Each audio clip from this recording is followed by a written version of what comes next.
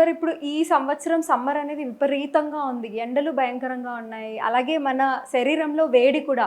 ఇప్పుడు ప్రతి ఒక్కరూ సఫర్ అయ్యేది బాడీలో హీట్ తోటి.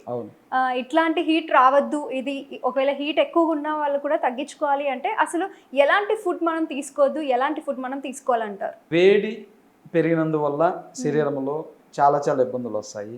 చెప్పాం కదా, గ్యాస్ట్రిక్ ట్రబుల్ ఎక్కువ వస్తుంది, అసిడిటీ పెరుగుతుంది, దానివల్ల మోషన్ ఇబ్బంది వస్తుంది, మోషన్ ఇబ్బంది ఉంటుంది, తలనొప్పి వస్తుంది, నడుము నొప్పి వస్తుంది, మెడ నొప్పి వస్తుంది, మోకాల నొప్పులు పెరుగుతాయి.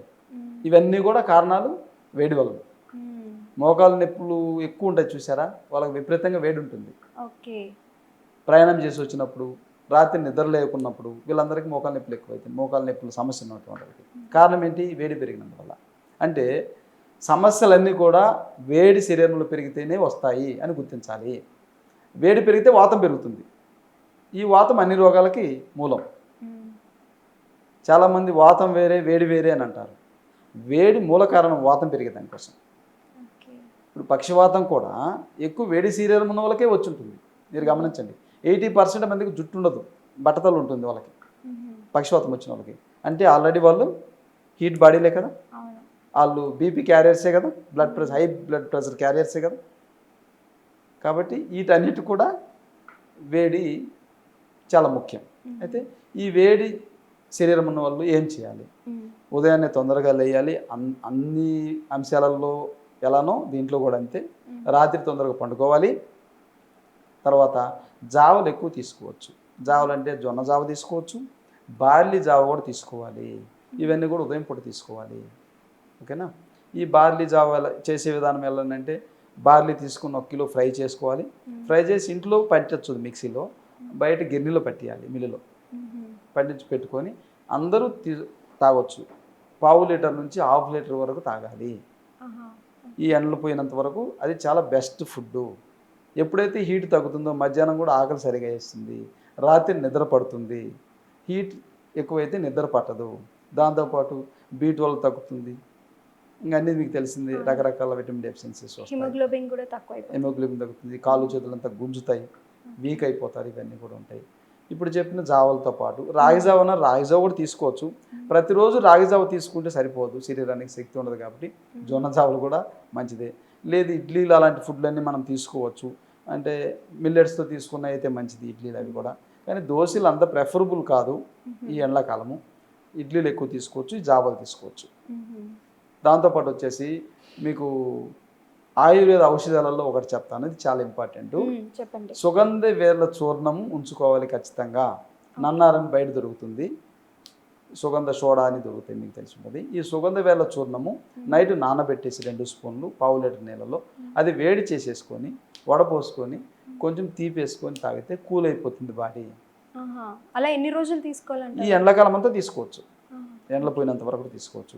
ఎండాకాలమే కాకుండా ఇబ్బంది ఎక్కువ ఉన్నట్టు వాళ్ళకు, వేడి ఎక్కువ, నిద్ర పట్టినటువంటి వాళ్ళకు ఎక్కువ రోజులు తీసుకోవచ్చు. శరీరంలో రక్తము వృద్ధి జరుగుతుంది, రక్తం శుద్ధి జరుగుతుంది ఈ సుగంధ వేర్ల పొడి వల్ల.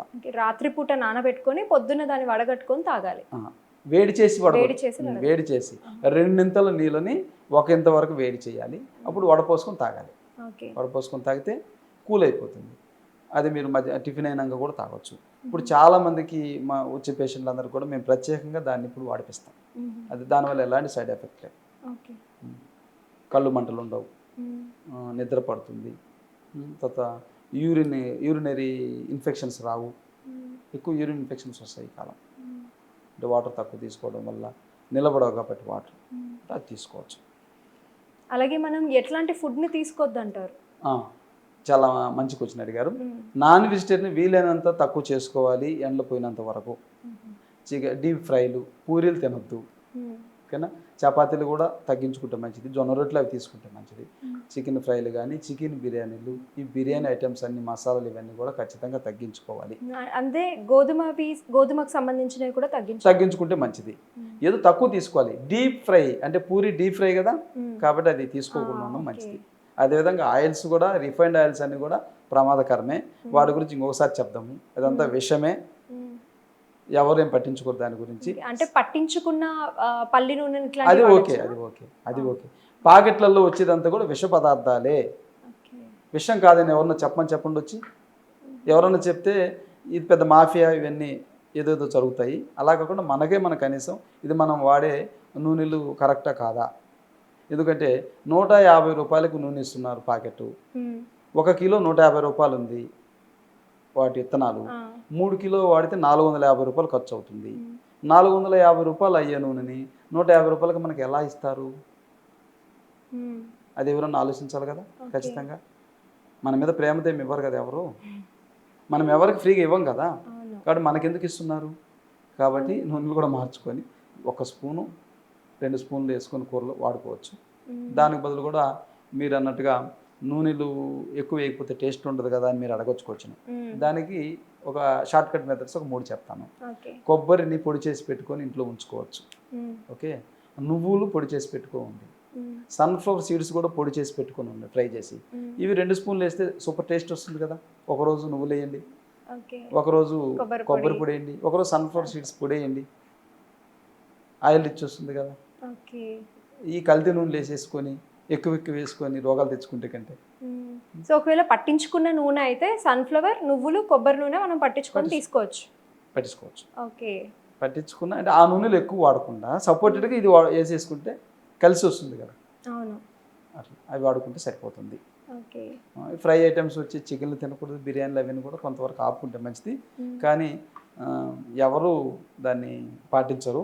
పాటిస్తే ఆరోగ్యం ఉంటుంది, లేకుంటే అసిడిటీ వచ్చేయడం, పొట్ట నొప్పి చేయడం, మోషన్స్ కావడం, ఫుడ్ పాయిజనింగ్ ఇవన్నీ ఇప్పుడే ఎక్కువైతుంటాయి ఈ బిర్యానీలు అవి తిని పార్టీలు చేస్తాం. అవును, ఇప్పుడు ఇంతే కాకుండా కూరగాయలు అలాగే ఆకుకూరలలో అన్నీ మనం తీసుకోవచ్చు అంటారా? ముఖ్యంగా సొరకాయలు, బీరకాయలు, దోసకాయలు, పొట్లకాయ అంటే వాటర్ కంటెంట్ ఉండే ఫుడ్ ఎక్కువ తీసుకోవాలి. ఓకేనా. ఆకుకూరలు కూడా అన్నీ తీసుకోవచ్చు. ఆకుకూరల్లో పాలకూర ఎక్కువ తీసుకుంటే మంచిది. దాంతోపాటు గంగవాయల కూర అని అంటారు మీకు తెలుసు, తెల్లగల్జేరు కూర, అవన్నీ కూడా మంచిది. ఆకుకూరలో రకరకాలు ఏమన్నా అన్నీ వాడుకోవచ్చు, వాడుకుంటే మంచిది. వాటర్ ఎక్కువ తీసుకోవాలి. ఇది ఎందుకంటే నైట్ తొందరగా పండుకోవాలి, తొందరగా వేయాలి. ఓకే, అంటే సమ్మర్లో జనరల్గా మనం ఎన్ని లీటర్స్ వాటర్ తాగాలి అంటారు? పిల్లలైతే ఎన్ని లీటర్స్ తాగాలి, పెద్దవాళ్ళు అయితే ఎన్ని లీటర్స్? 4 కంటే ఎక్కువ తీసుకోవాలి. బట్ తిరుగుతా తక్కువ తీసుకుంటారు. శరీరాన్ని బట్టి కూడా, శరీరం ఎక్కువ బరువు ఉందనుకుంటే ఎక్కువ తీసుకోవాలి. అయితే బీట్లో తక్కువ ఉండేటోళ్ళు ఎన్ని తీసుకున్నా బయటకు వెళ్ళిపోతుంటాయి. కాబట్టి ఎక్కువ తీసుకోవాలి. అంటే మజ్జిగ రూపంలో కానీ, జ్యూస్ రూపంలో కానీ, జావల రూపంలో కానీ ఎక్కువ తీసుకోవాలి మీరు. బార్లీ జావా, జొన్న జావా, రాగి జావా, వీటితో పాటు ఇవన్నీ తీసుకుంటే మీకు ఉంటాయి బాడీలో. ఓకే, చాలా థ్యాంక్స్ గురుగారు. సమ్మర్లో ఎలాంటి ఫుడ్ తీసుకోవాలి, ఎలాంటి ఫుడ్ తీసుకోవద్దు, ఎక్కువగా వేడి ఉన్న వాళ్ళు తగ్గించుకోవాలి వేడి అని అంటే వాళ్ళు ఎటువంటి జాగ్రత్తలు తీసుకోవాలి అనే విషయాలు చాలా చక్కగా చెప్పారు. చాలా థ్యాంక్స్ అండి. Okay, thank you. సో చూశారు కదా, గురువు గారి దగ్గర మీరు మర్మ చికిత్స కానీ తీసుకోవాలి అనుకుంటే కింద కనిపిస్తున్న డిస్ప్లే నెంబర్కి కాల్ చేయండి, గురువు గారిని అప్రోచ్ అవ్వండి. Thank you.